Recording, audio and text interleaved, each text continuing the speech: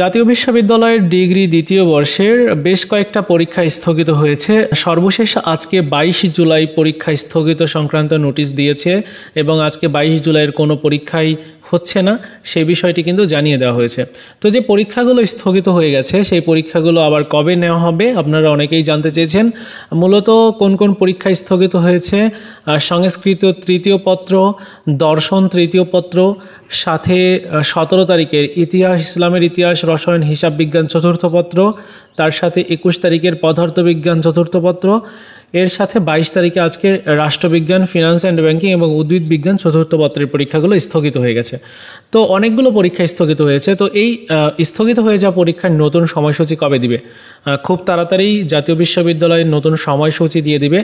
যে কয়েকটা পরীক্ষা বাকি রয়েছে, মানে আগামীকাল 23 তারিখে পরীক্ষা অনুষ্ঠিত হবে, 24 তারিখে রয়েছে, 27 তারিখে, 28 তারিখ, 30 তারিখ পর্যন্ত যথারীতি এই সময়সূচি অনুযায়ী পরীক্ষা হবে। আর যেগুলো স্থগিত হয়ে গেছে এই পরীক্ষাগুলো 30 তারিখের পর নেওয়া হবে। সেক্ষেত্রে আগস্টের প্রথম সপ্তাহের মধ্যেই স্থগিত হয়ে যাওয়া পরীক্ষাগুলো নিয়ে নেওয়া হবে এমনটা জানানো হয়েছে।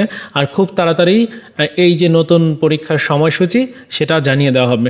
তো এই হচ্ছে আপনাদের স্থগিত হয়ে যাওয়া পরীক্ষার বিষয়ে সর্বশেষ আপডেট। আর জাতীয় বিশ্ববিদ্যালয় সম্প্রতি যেটা করছে, পরীক্ষার দিনে মূলত তারা জানাচ্ছে যে পরীক্ষা স্থগিত হয়েছে। আসলে অনাকাঙ্ক্ষিত ঘটনা, যার কারণে এরকমটা হচ্ছে, জাতীয় বিশ্ববিদ্যালয় এটা ক্লেম করেছে। যাই হোক, যেটাই হোক, আপনাদের পরীক্ষা স্থগিত যে পরীক্ষাগুলো ওইগুলোর নতুন রুটিন আমি পেলেই আপনাদের সাথে শেয়ার করে দিব।